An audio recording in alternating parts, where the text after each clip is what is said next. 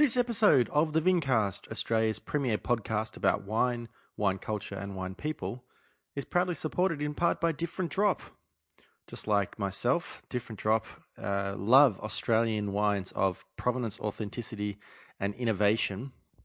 And they've actually bought wines for sale on their online wine store from a lot of the former guests of this very podcast. So what a fantastic way for you to further the experience of listening to an episode of a winemaker or someone representing a winery by going to the Different Drop website and actually purchasing some of the wines of that guest. And that way, you can actually firsthand experience how great these wines are. Different Drop are based in Sydney, but they can ship wines all around Australia. And hopefully some of you already have used their fantastic gifting service, certainly for Christmas. But if not, I strongly recommend going to differentdrop.com/intrepidwino. It's a special section of the website that the guys at Different Drop have set up for myself to show all the wines that they have available from guests of this very podcast. So you can actually put together your own kind of mixed case. And actually taste the wines yourself. And don't forget that you can actually buy some of the Let's Taste Live packs on there. If you've already seen one of the videos or for any of the upcoming videos, get onto the Different Drop website, buy one of those packs, and you can actually taste along with us as we look at some amazing wines. So thank you, Different Drop, for your support of this podcast, and thank you guys for listening to another episode.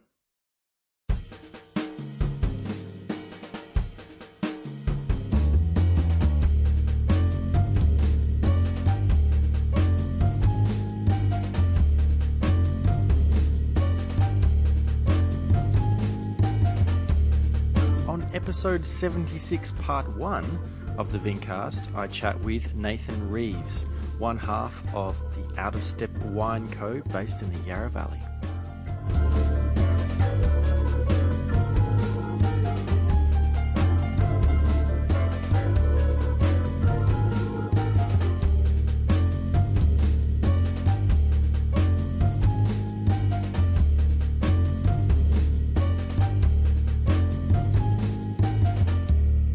Hello there, Vincasters, and welcome to another episode of the Vincast.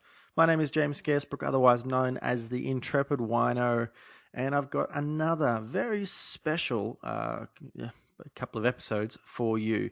I was actually contacted by the guys from the Out of Step Wine Company, who I met a number of years ago. They actually saw my video on the Intrepid Wino YouTube channel tasting a bottle of their Chardonnay, which I bought myself and simply loved. And so they kind of wanted to sort of offer me the opportunity to taste some more wines. And I said, look, I really would prefer to have you guys on the podcast so that you can actually share your story, because I found the wines are fantastic, and I certainly myself wanted to find out more about these guys. So what I'm actually doing is, for this week only, as a special Christmas gift to you, I'm releasing a 2-part episode. So you're actually going to hear from the two guys behind Out of Step Wine Co.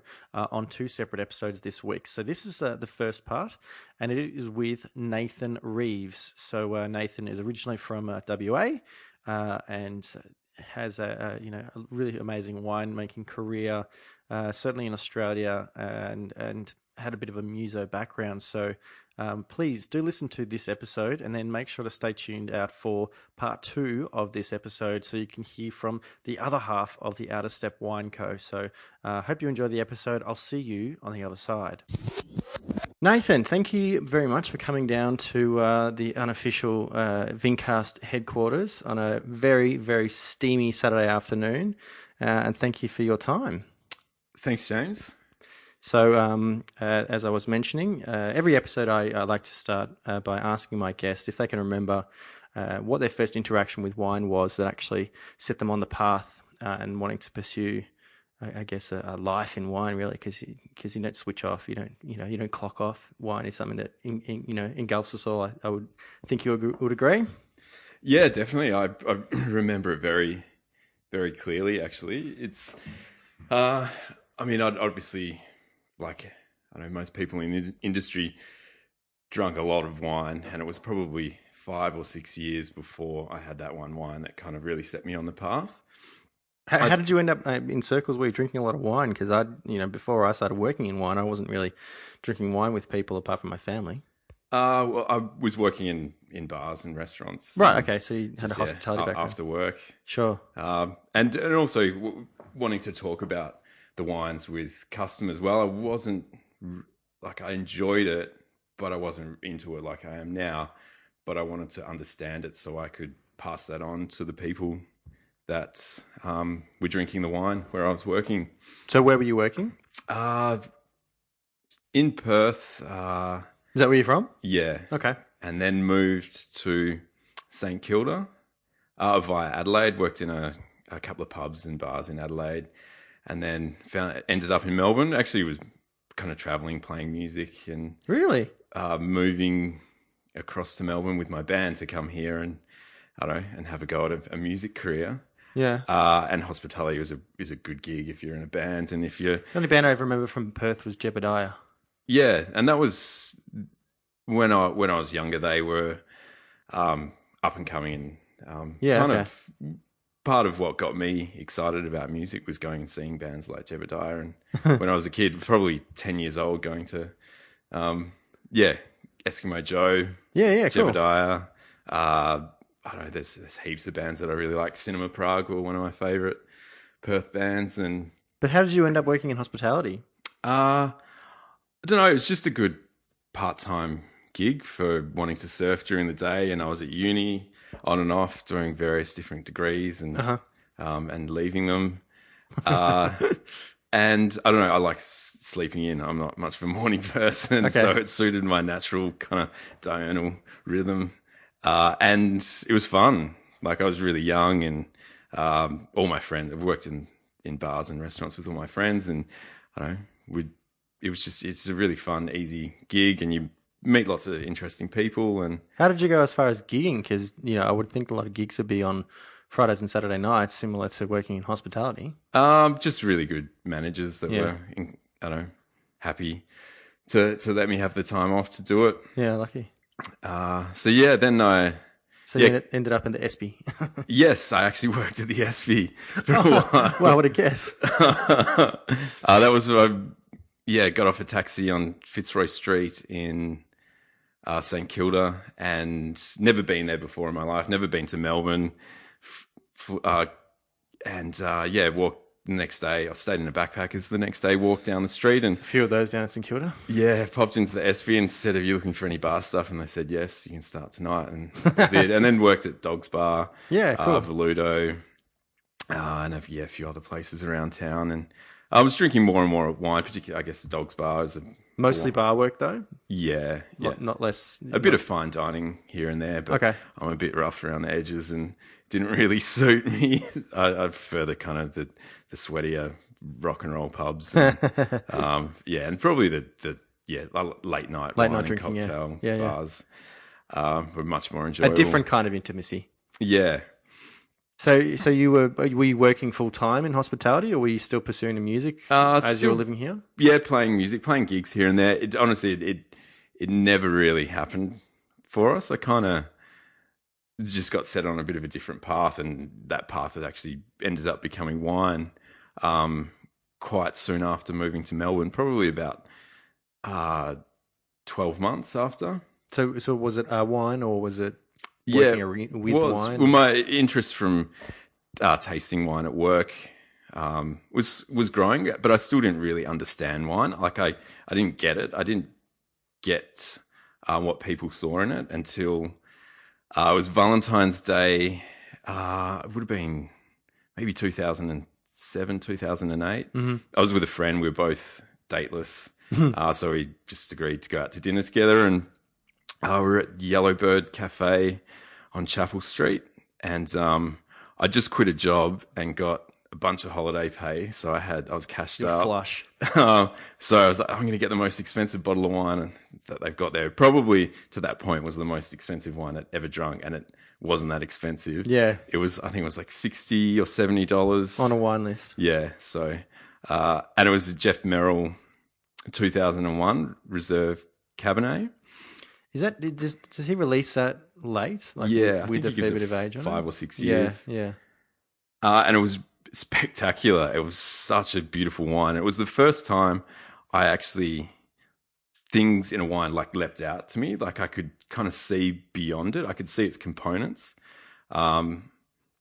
And it was a really big step for me. Like all these flavors and characters were leaping out at me, and I started thinking about the acidity and the texture and the tannins. And up until that point, wine had just been a glass of wine to me, and it smelt and tasted like wine. Some was better than others, but that was about as far as it got. And this is where this wine, I started to see its components and start to break it down and look at.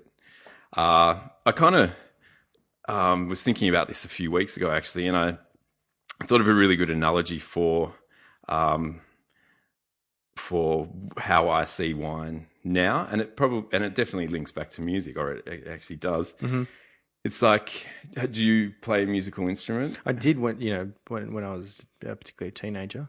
I was a drummer, and so you're a rhythm. You're the rhythm component of the band?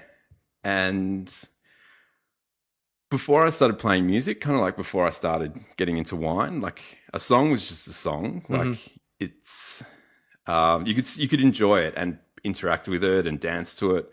Sort of look at it in a superficial way at kind of what you're being presented and go, oh yeah, I enjoy this, but without sort of thinking about the components, I guess. Yeah, definitely. And then when I started learning the drums, I would listen to songs to learn the drums to a song, and I started to single out the drum track. Just focus on it, yeah. And then once I could do that, and just listen to the drums in a song, I could just listen to the bass in a song and just listen to the guitar or the vocals, and I could kind of focus in on any of those instruments or the keys or...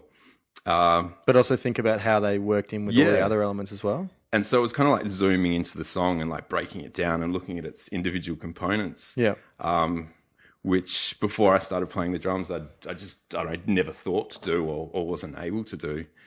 And that's kind of like wine now, is like I can look into it and break it down to all its individual components and think about different parts in it and just look at them and then look at how they interact with each other and then how it all works together. So you're talking from a winemaking perspective, or are you talking about everything? Just from a winemaking perspective, and tasting too. And that first wine was probably the first step towards developing that now. It was like actually looking beyond it being just a wine or just a song and looking at its parts. And I guess its components. And, at the same time as tasting that wine, I was thinking about going back to university, and I actually wanted to go and study photography. I wanted a job I could travel with and that was creative and fun. And I didn't want to be in an office. I didn't want to sit at a desk. And then that kind of got me thinking about wine. I was like, wine, I don't know, I can work outdoors. It's creative. It's I can travel with it. Sure. There were so many appeals, and I think it was about a week later I enrolled in university and off I went. Well, it's funny you talk about that because my guest 2 episodes ago, I think, Anna Martins, she studied at Adelaide Uni and she's worked vintages, all over Europe and I think in South America as well. And what I said to her was that a winemaking qualification, a winemaking experience is a passport. You can go and get jobs in some of the most amazing places in the world. And use that as an opportunity to travel and experience and learn. So you kind of thought of doing the same thing? Yeah, absolutely. I did. Haven't been to Europe, but it's definitely on the list. It's kind of hard finding time with the label, getting as busy as it is. But I spent it's like having a family, isn't it? Yeah. It's like, I have responsibilities here. Damn it. But amazing. But yeah, it's kind of. It's getting harder and harder to get away for longer periods of time. But I have done 3 harvests in California and there you go. Loved every minute of that and love the United States and met my wife there. And there you go. Honestly, can't wait to go back. It's an amazing place. So where did you enroll at Charles Sturt? I went to NMIT, which okay. I think is out of now, Epping? Yeah, it's now Melbourne Polytechnic. Oh. Which is a brilliant course. I would highly recommend it to anyone that's thinking about learning about wine. It's so practical, and everything I learnt there, I used, and I think it's really good. And then I was 2 years full time, and then moved over to Charles Sturt to finish off, which is still kind of sort of happening at the moment. I haven't I haven't got the degree yet, but I don't know. It honestly became less and less important getting the degree, because I kind of found like I was learning. I don't. It wasn't teaching me to make the wines that I want to make. Sure. Yeah. Look, to be honest, And I'd learnt enough. a lot of previous guests who've been on the podcast who've talked about studying at either Charles Sturt or Adelaide said, look, it was a fantastic grounding, and it gives you a really good understanding about the processes that you can use, but doesn't really teach you about the wines that you might want to make. You know, people who are making wines now look back at their studies and go, I didn't learn any of this here. I had to learn this myself, you know, talking with other people or just learning by doing. And so, you know, I'm sure that you are not the only one who had that kind of experience with the studies. Yeah, definitely. I think it's winemaking. I think might get a bit boring if you really kind of take all of that. I know they probably don't expect their graduates to kind of go out and follow what they've learned. No, it's step by vocational, step. like most university qualifications. It's designed to be vocational, to basically just give you the ability to work in the job. And the job, as far as the Australian wine industry is concerned, is working for fairly large facilities. Definitely. And it's probably homogenised a lot of the wines in Australia, like a lot of people following the same kind of rule book. And maybe it's one of the reasons why smaller producers are having much success. They're kind of ignoring a lot of those rules. And they're able to tell a different story as well. At the same time, though, I don't think Australia is the worst place for that. If you want to taste wines that all taste the same, you go to places like Chile and Argentina and parts of Spain. You know, they're even more recipe based. Yeah, definitely.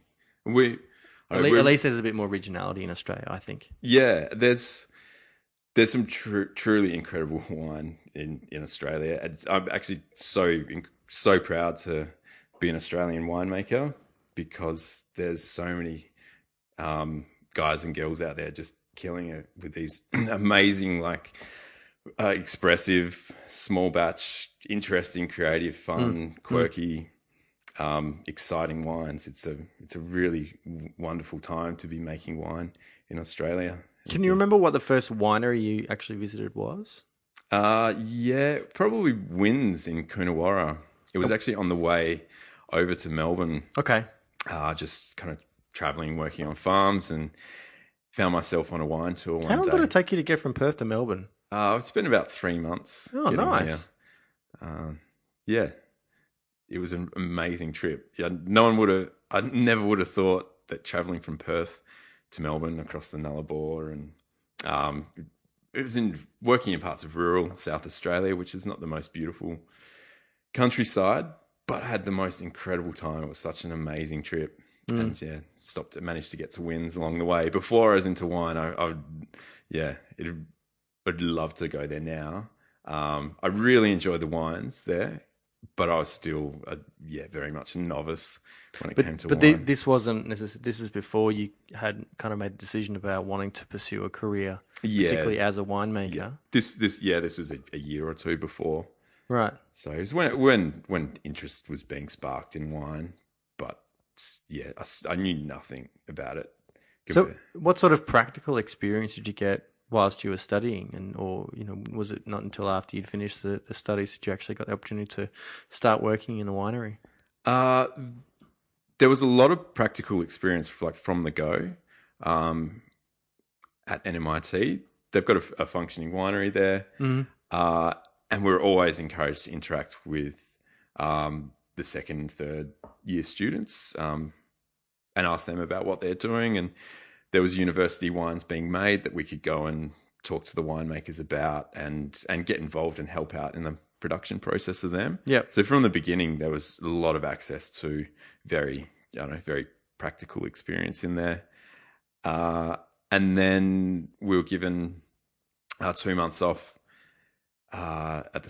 during vintage to go and work, and I went back home to Margaret River and worked at Stella Bella. That was my first harvest, and then Suck fizzle. Yes, that's actually the wine that inspired Out of Step to make Sauvignon Blanc. Really? I was fascinated by that wine. Sure. I loved it and wanted to go and learn how to make it. So Because you still don't see a lot of straight Sauvignon Blanc in the Margaret River. no, it's a lot of it's really good. It's yeah, there's some brilliant Sav from there, but yeah, not much of it, and most of it's kind of stainless steel and made in a pretty down the line style. There's not a lot of the kind of funky textural barrel made stuff. It's not Riesling. No. Riesling does perfectly on its own, just in stainless steel. But Sauvignon Blanc it lacks something, I think, when it's just stainless steel and no lees contact or skin contact or anything like that. Yeah, it just needs that bit of texture in there because it's still got pretty powerful acidity and plenty of fruit. Yeah, and you probably want to dull down the fruit a little bit with some thyme and oak. Offset that. Yeah. Balance it out. Yeah, really wanted to learn how to make suck fizzle and was looking had time off to get vintage, and I called the winery, I think for about 4 months, well before and they were taking any applications, probably once every 3 or 4 weeks, and just asked them and said, "Are you hiring vintage stuff yet? Can I have a job?" Eventually they gave in and gave me the gig, and that was my first harvest, and then went back the following year because I loved it so much and met a bunch of amazing Americans, and they dragged me over to the States for my harvest over there, and all kind of eventually led to me meeting my wife, which is really cool. So how did you meet her? Is she in the wine industry, or was she from the wine industry over there? She is. We worked in the Napa Valley together at a winery. Oh, really? Which one? Chateau Boswell. Okay. And Bevan Cellars.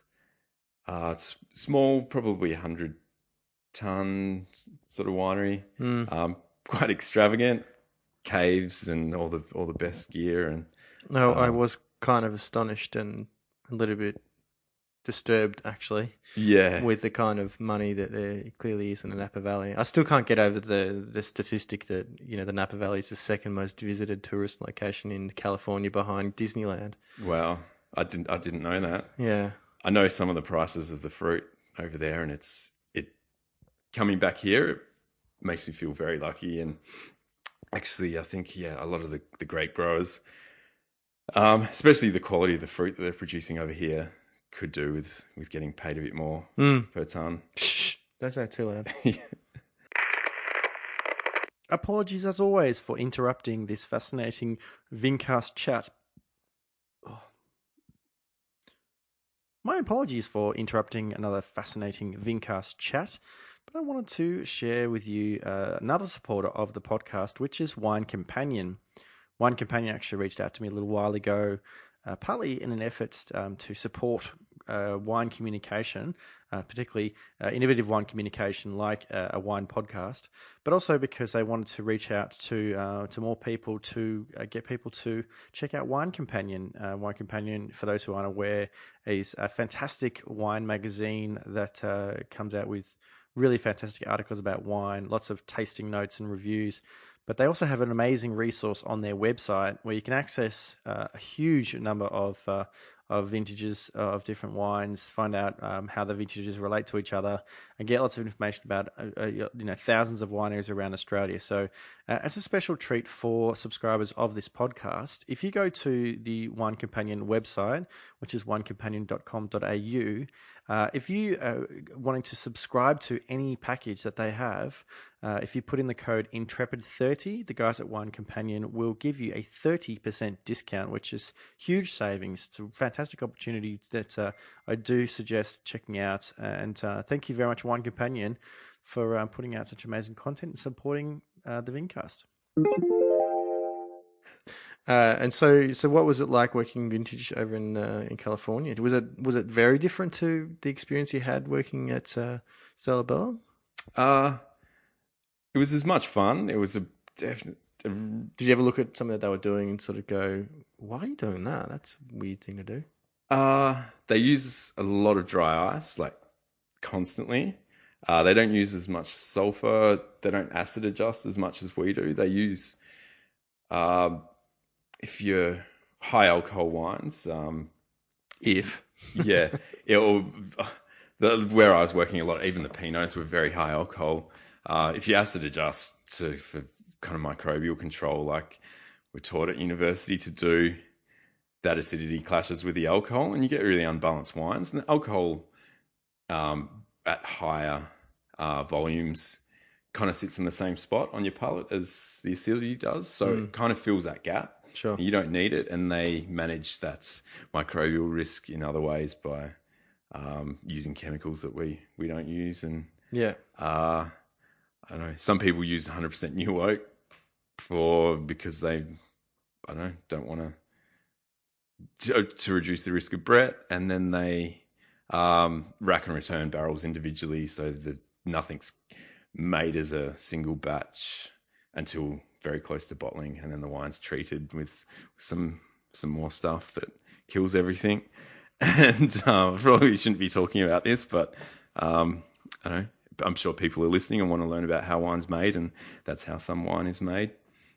Well, obviously, with my recent experience up at Rooststock, people are very interested to sort of know what is being done to the wines they're drinking. And so it's all well and good to say, "Oh, we haven't done anything to it." It's like, okay, but what are the other ones having done to them?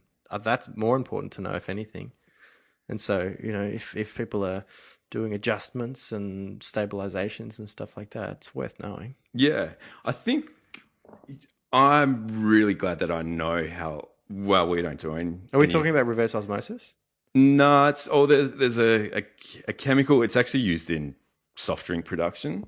And soft drinks obviously got sugar in it, so if it's not completely sterile, or juice, like any kind of packaged juice, if there's, I don't know, the tiny amount of yeast cells in there, it'll ferment and explode. So these products have to be sterilized, and they use the chemical called Velcrin. I don't know what the makeup of this chemical is, but it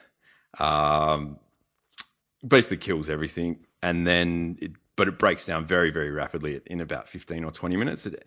It breaks down to a tiny amount of carbon dioxide and methanol. And methanol's in every wine. So what's left in that wine is, you would kind of say natural, because there's methanol in everything at low levels, and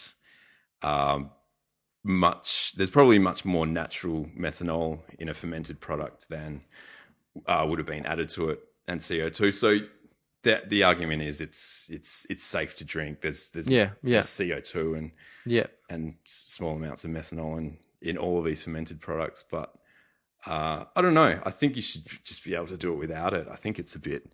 I think it's just a bit of a cop out, really. Like, you can make amazing wine with very minimal additives, and but I know about all of these. I learned about them all at university, and I know why people do them. Yeah, of course.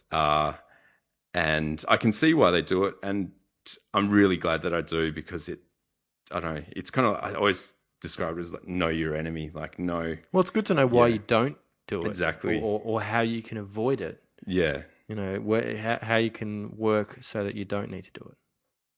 So, at what point did you kind of come back to Australia looking for a steady gig? Actually, sorry, you didn't explain how you met your wife.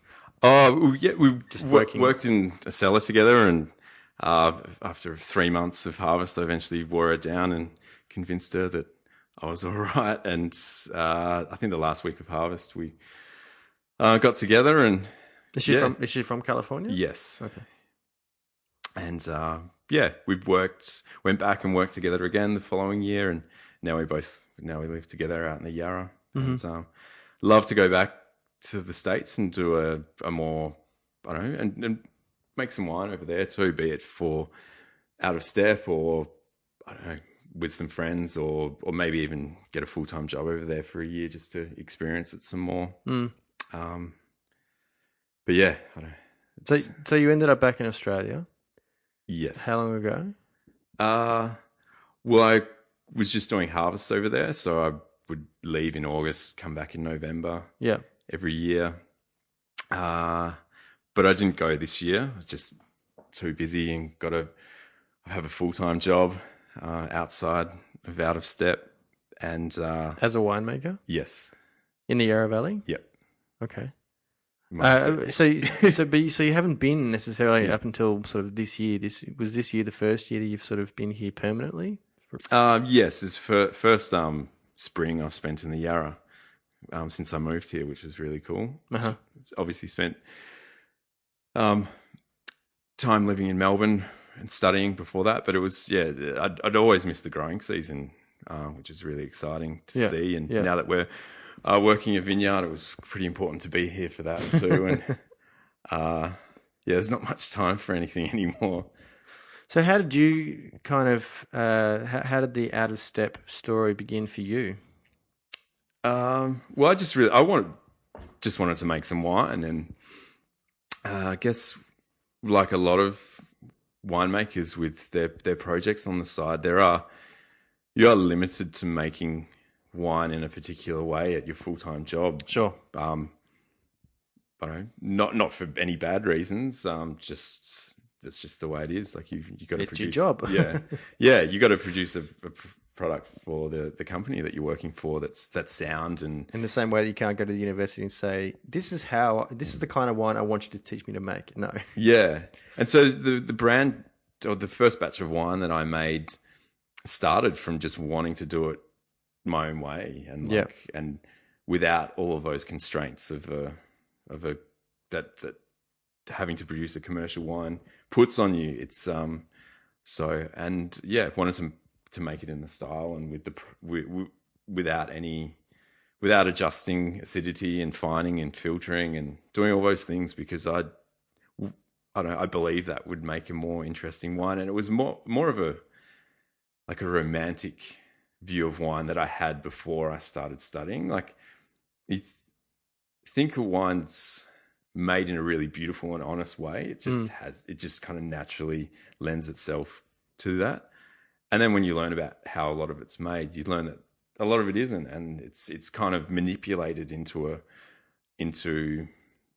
I don't know.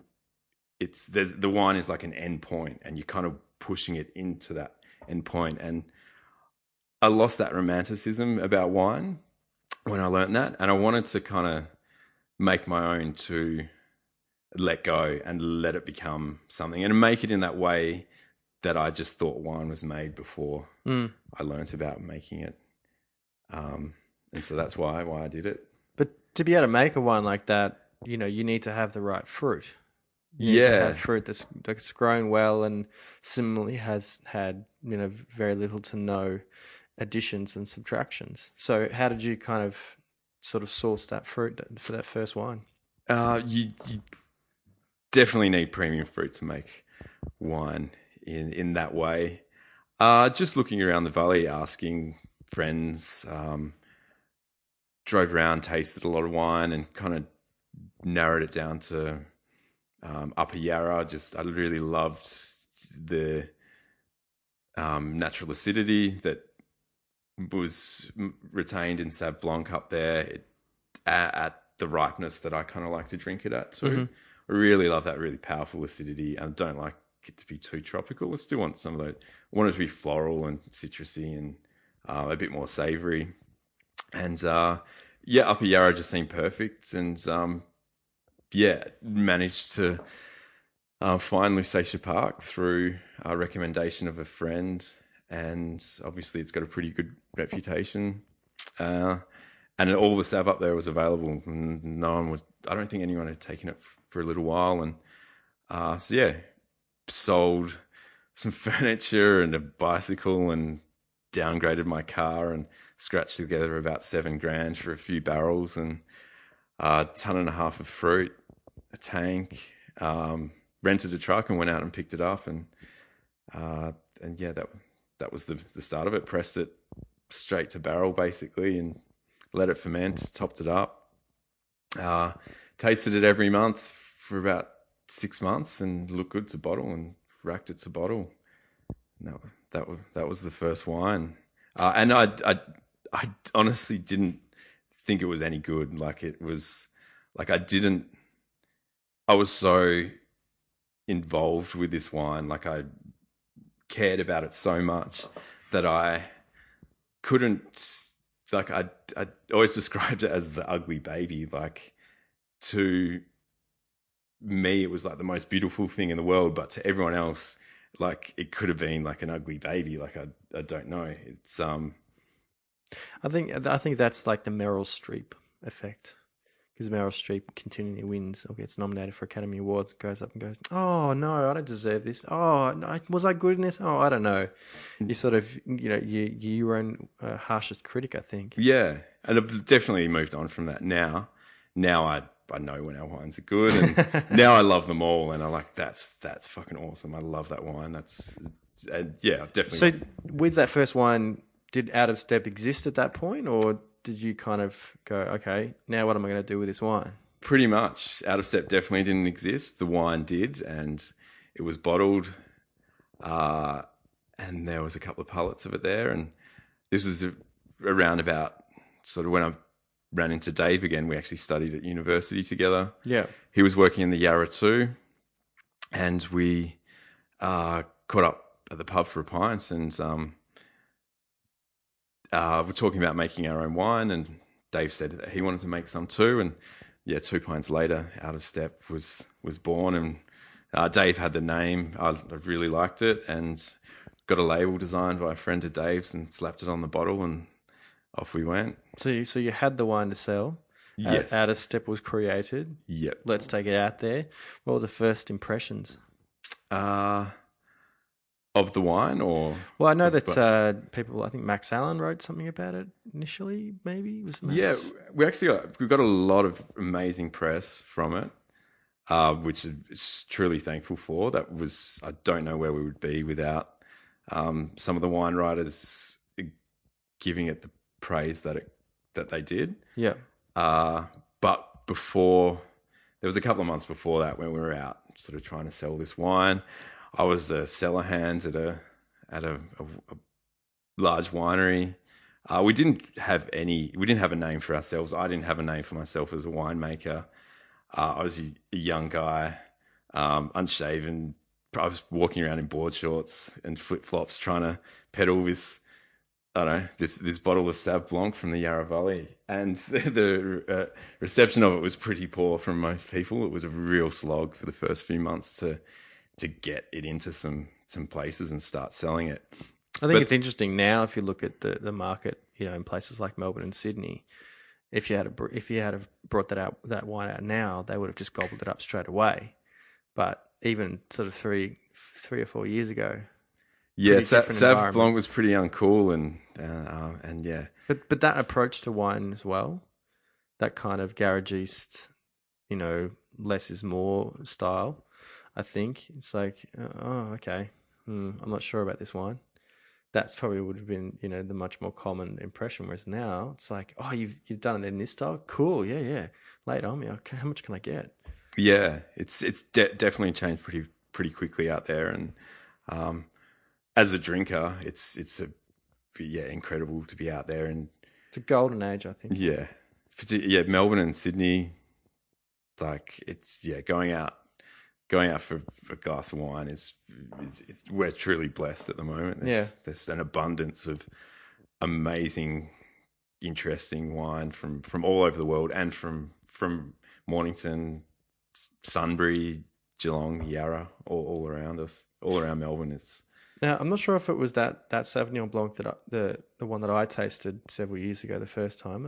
I think that was the only wine you had. But when I recently grabbed a bottle of the Chardonnay from my local retailer and did a tasting on my YouTube channel, and I went to the website, I sort of realized there's a few more wines now.